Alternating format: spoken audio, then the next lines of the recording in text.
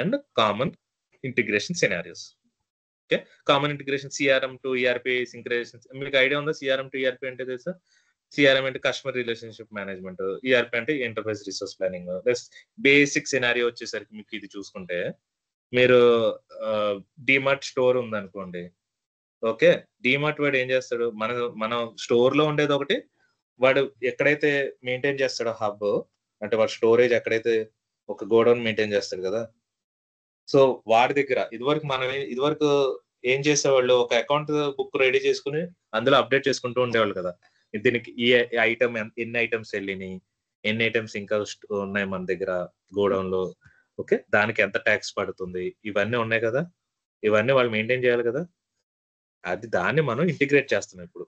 So ఎప్పుడైతే మనం salt and sugar మన స్టోర్ లో ఎప్పుడైతే మనం తీసుకుంటామో, వాళ్ళు ఒక బిల్ చేస్తాడు కదా, మీకు ఇన్వాయిస్ అనేది జనరేట్ అవుతుంది. మీకు ఇన్వాయిసే కదా మీకు స్లిప్ కింద ఇస్తాడు. ఎప్పుడైతే ఇన్వాయిస్ ఇస్తాడో వాడు బ్యాక్ అండ్ లో ఏం జరుగుతుందంటే, ఓకే వీడు ఒక సాల్ట్ అండ్ షుగర్ బుక్ చేసుకున్నాడు, ఆ డేటా అన్నిటిని ఓకే ఈఆర్పి సిస్టమ్ లో స్టోర్ చేస్తాం అనమాట. అంటే వీడికి ఓకే ఒక సాల్ట్ ప్యాకెట్ వెళ్ళిపోయింది, ఇంకో ఎన్ని సాల్ట్ ప్యాకెట్లు ఉన్నాయి, ఇవన్నీ వాడు ఒక బ్యాక్ ఎండ్ లో స్టోర్ చేసుకుంటాడు అనమాట.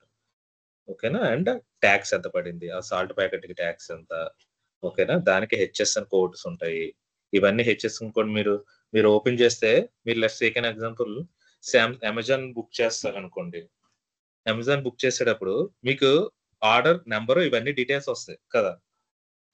మీకు ఇన్వాయిస్ అనేది కూడా జనరేట్ అవుతుంది. ఎప్పుడు జనరేట్ అవుతుంది, మీకు ఏదైనా ఐటమ్ బుక్ చేసినప్పుడు వాడు ఐటమ్ ఎప్పుడైతే షిప్మెంట్ చేస్తాడో అప్పుడే కదా ఇన్వాయిస్ జనరేట్ అవుతుంది. ఓకేనా, అది బేసిక్, అది కూడా one of the CRM to ERP application అనమాట.